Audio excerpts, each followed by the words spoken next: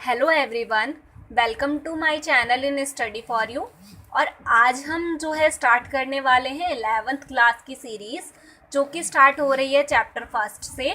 तो चलिए स्टार्ट करते हैं बिना टाइम को वेस्ट करे हुए। चैप्टर फर्स्ट के जो आज हम टॉपिक पढ़ेंगे वो है सॉलिड, लिक्विड, गैस और प्लस में इसके डिफरेंस क्या क्या हैं। उससे पहले मैं थोड़ा सा आपको इंट्रो दे देती हूँ कि केमिस्ट्री होता क्या है। तो केमिस्ट्री जो है, इसके लिए सबसे पहले कीमिया और कैमिया वर्ड भी हम इसके लिए यूज़ करते हैं, जिसका मतलब होता है केमिकल। ठीक है, ये एक जो है ग्रीक वर्ड है जिसका यूज़ जो है यहाँ पर केमिकल्स के लिए किया जाता है। कीमिया और कैमिया, सबसे पहले केमिकल्स के लिए यही वर्ड्स यूज़ करे गए थे। ठीक है, और ये वर्ड कब यूज़ करे गए? सबसे पहले इजिप्ट में एक रिवर हुआ करती थी। इजिप्ट में एक रिवर थी जिसके अंदर काफ़ी सारे टाइप्स के मिनरल्स मिले। उस रिवर के अंदर ब्लैक मिट्टी या मिट्टी के अंदर ही काफ़ी सारे टाइप के जो है एलिमेंट थे। तो वहाँ पर लोगों ने उन एलिमेंट के लिए क्या नाम यूज़ करा? कैमिया और कीमिया, जिसका मतलब होता था केमिकल्स। ठीक है, इसके बाद है कि फादर ऑफ केमिस्ट्री कौन है? दैट मीन्स केमिस्ट्री जो है, केमिस्ट्री बनाने का या फिर केमिस्ट्री का ऑल ओवर जो मतलब प्रोसेस है वो किसके थ्रू जाता है? दैट मीन्स किसने इसमें ज़्यादा काम किया इसको बनाने में? तो जो एंटोनी लेवोजियर हैं उन्होंने इसमें ज़्यादा काम किया। अब इन्होंने क्या काम करा वो देख लेते हैं कि किस वजह से इनको फादर ऑफ केमिस्ट्री कहते हैं। जो आपने सुना होगा law of conservation of mass, जो कि 9th क्लास में है हमारा। तो law of conservation of mass क्या होता है? Mass can not be create और nor be destroyed. That means mass को ना तो हम बना सकते हैं ना ही ख़त्म कर सकते हैं। ये लॉ हमारा किसने दिया? एंटोनी लेवोजियर ने दिया। और प्लस में इन्होंने काफ़ी सारे एक्सपेरिमेंट किए और काफ़ी सारी रिसर्च करी, तो इसी वजह से इनको फादर ऑफ केमिस्ट्री कहते हैं। देन उसके बाद आ जाते हैं कि केमिस्ट्री की कौन कौन सी ब्रांचेस होती हैं। तो केमिस्ट्री की मेन 5 ब्रांच होती हैं। फर्स्ट है ऑर्गेनिक केमिस्ट्री। ऑर्गेनिक केमिस्ट्री वो ब्रांच है केमिस्ट्री की जिसके अंदर हम कार्बन और हाइड्रोजन रिलेटेड कंपाउंड के बारे में पढ़ते हैं। और ये वही टॉपिक है, दैट मीन्स वही ब्रांच है हमारी केमिस्ट्री की जिसके अंदर हमने अभी last time, that means 10th class का एक चैप्टर है 4, जिसके अंदर जिसका नाम है कार्बन एंड इट्स कंपाउंड। उसमें आपने ऑल ओवर जितनी चीज़ें पढ़ी थी ना वो सारी कहाँ आती हैं? ऑर्गेनिक केमिस्ट्री के अंदर। देन उसके बाद है इनऑर्गेनिक केमिस्ट्री। तो इनऑर्गेनिक केमिस्ट्री वो केमिस्ट्री होती है जहाँ पर कार्बन और हाइड्रोजन का कुछ लेना देना नहीं होता है। मतलब यहाँ पर हम एलिमेंट से रिलेटेड चीज़ों के बारे में पढ़ते हैं, जैसे कि प्रोडक्ट टेबल हो गया और एटम्स के स्ट्रक्चर के बारे में। ऑल ओवर ये सारी चीज़ें जो हम पढ़ते हैं कहाँ पढ़ते हैं? इनऑर्गेनिक केमिस्ट्री के अंदर। देन उसके बाद है फिजिकल केमिस्ट्री। फिजिकल केमिस्ट्री में हम kinetic energy, temperature, boiling point, ये सारी चीज़ों के बारे में पढ़ते हैं। देन उसके बाद है एनालिटिकल केमिस्ट्री। एनालिटिकल केमिस्ट्री वो केमिस्ट्री है जहाँ पर हम पढ़ते हैं किसके बारे में? मेडिसिन्स के बारे में, कि किस तरीके से ये बनते हैं या फिर इसका क्या फॉर्मूला हो सकता है। अब आप कहोगे कि ये चीज़ें कहाँ से आ गई इसमें, ये तो हमने कभी पढ़ा ही नहीं। तो ये चीज़ें मेनली यहाँ से आई हैं। आपने मेडिसिन के रैपर पे देखा होगा कई बारी कुछ एलिमेंट्स के नेम आपको देखने को मिलते हैं। ठीक है, तो वो जो एलिमेंट होते हैं, जिस तरीके से ये प्रोसेस के थ्रू मेडिसिन में यूज़ करे जाते हैं उन्हें, वो सारा हम पढ़ते हैं एनालिटिकल केमिस्ट्री के अंदर। देन उसके बाद है बायोकेमिस्ट्री। बायोकेमिस्ट्री केमिस्ट्री की वो ब्रांच है जिसके अंदर हम उन एलिमेंट्स के बारे में पढ़ते हैं जो हमारी बॉडी में या फिर लिविंग बींग्स के अंदर प्रेजेंट होते हैं। तो देन इसके बाद हमारा चैप्टर स्टार्ट करते हैं, चैप्टर फर्स्ट, जिसका नाम है some basic concept of chemistry. कि केमिस्ट्री के कुछ बेसिक कंसेप्ट हैं उनके बारे में हम यहाँ पर पढ़ेंगे।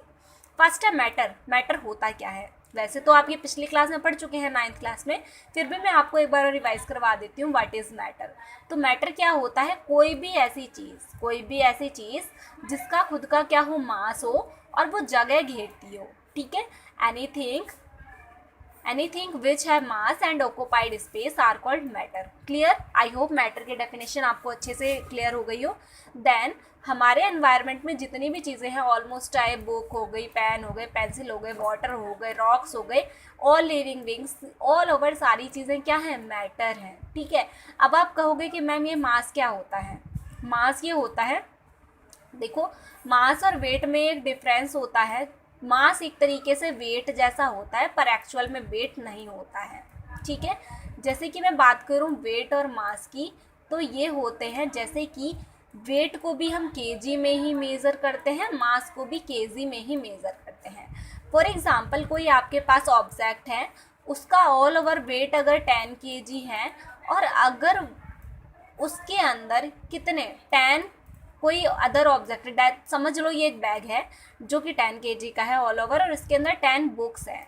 जो 10 बुक्स इसके अंदर हैं तो अंदर का जितना भी कंटेंट है ना वो सारा क्या हो जाता है, मास हो जाता है। ठीक है, तो उस बॉडी के अंदर जितनी चीज़ें एग्जिस्ट करती हैं या फिर जो उनका वेट है वो सारा मास में आ जाता है और ऑल ओवर आ जाता है वेट में।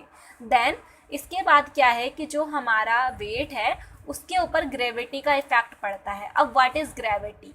ग्रेविटी एक फोर्स है जो कि अर्थ की सेंटर की तरफ लगता है, दैट मीन्स अपनी तरफ चीज़ों को अट्रैक्ट करता है। ठीक है, ये होता है ग्रेविटी। अब जो ये वेट है, वेट का ग्रेविटी के ऊपर इफेक्ट पड़ता है पर मास के ऊपर कोई इफेक्ट नहीं पड़ता है। इसका मैं एक एग्जांपल लेकर चलती हूँ।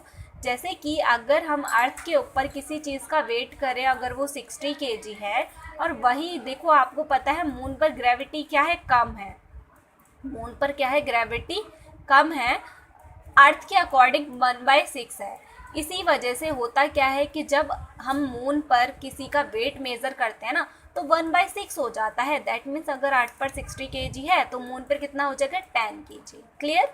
तो इस वजह से हमें पता चला है कि जो वेट पर है ग्रेविटी का इफेक्ट पड़ता है पर मास पर ग्रेविटी का कोई इफेक्ट नहीं पड़ता है। जितना मास अर्थ पे है उतना ही आप उसे कहीं भी ले जाओ वो सेम रहने वाला है, कांस्टेंट रहने वाला है।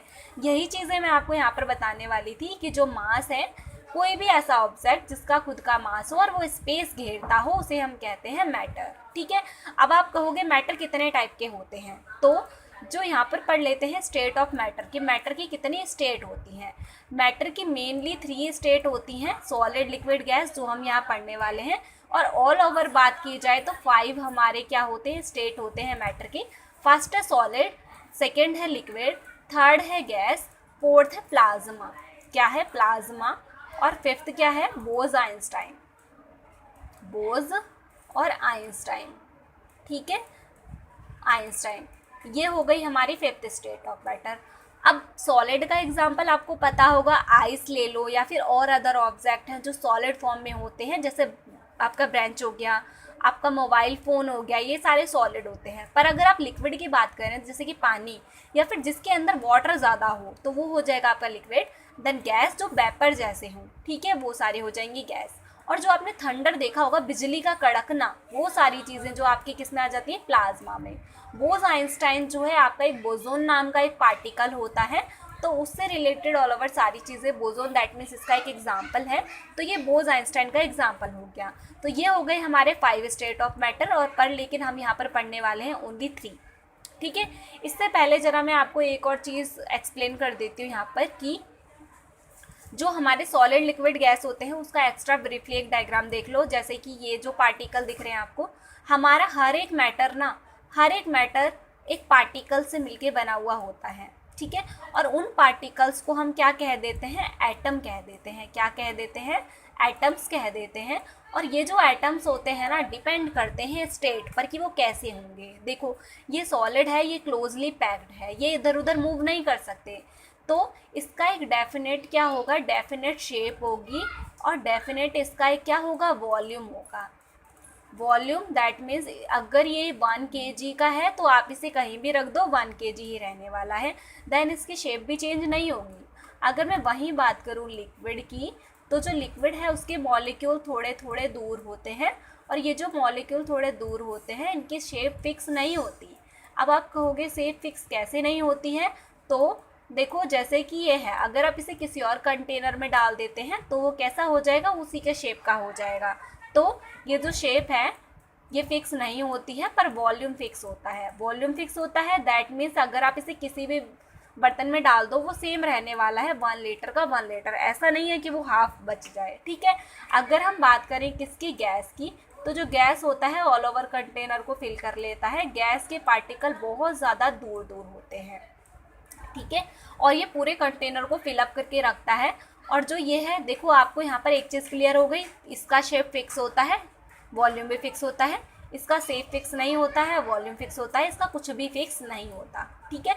इसके बीच में फोर्स ऑफ अट्रैक्शन बहुत ज़्यादा होता है, क्योंकि फोर्स ऑफ अट्रैक्शन ज़्यादा होता है, क्यों होता है, क्योंकि इसके पार्टिकल देख रहे हैं बहुत ज़्यादा क्लोजली पैक्ड हैं। फोर्स ऑफ अट्रैक्शन की वजह से ये इतने पास पास हैं, ठीक है। Force of attraction more than इसके पार्टिकल थोड़ा दूर है, इसका मतलब आप कहोगे कि आप ये कहना चाहते हैं कि इसमें पार्टिकल दूर है, मतलब फोर्स ऑफ अट्रैक्शन कैसा है, सॉलिड के कंपैरिजन में कम है। वहीं गैस में जो होता है फोर्स ऑफ अट्रैक्शन ना के बराबर होता है। कितना होता है, ना के बराबर, बहुत कम होता है। अगर मैं सॉलिड की काइनेटिक एनर्जी की बात करूं तो वो बहुत ही क्या होती है, कम होती है, अप्रॉक्स 0 होती है, क्योंकि काइनेटिक एनर्जी डिपेंड करती है टेम्परेचर पे। जितना ज़्यादा टेम्परेचर बढ़ता चला जाएगा उतनी ही काइनेटिक एनर्जी भी आपकी बढ़ती चली जाएगी। अब इसका एक देख लो, अगर ये सपोज ये बर्फ़ है, अगर आप इस बर्फ़ को पिघला दोगे, दैट मीन्स पिघलाओगे कैसे, टेम्परेचर का यूज़ करके। तो टेम्परेचर का यूज़ करा आपने, थोड़ी बहुत उसमें हीट प्रोड्यूस हुई तो काइनेटिक एनर्जी भी इंक्रीज़ होगी। वैसे ही अगर आप उस लिक्विड को गैस पे रख दोगे बहुत ज़्यादा देर तक, तो उसमें से वेपर निकलने स्टार्ट हो जाएंगे, जो कि क्या होगी, गैस होगी। और जब बहुत ज़्यादा बढ़ गया टेम्परेचर तो क्या हुआ, गैस में चेंज हुआ और काइनेटिक एनर्जी क्या होगी, बहुत ज़्यादा होगी, ठीक है।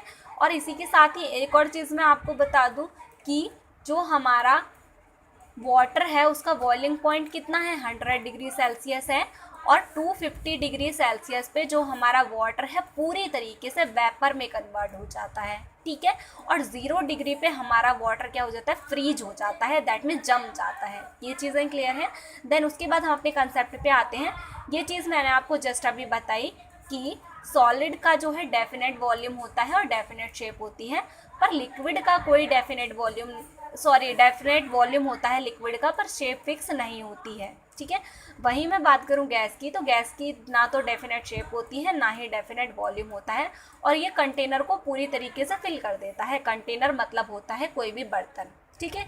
ये आपका स्ट्रक्चर है सॉलिड का, कि सॉलिड आपको इस तरीके से दिखता है, लिक्विड इस तरीके से होते हैं, गैस इस तरीके से होते हैं।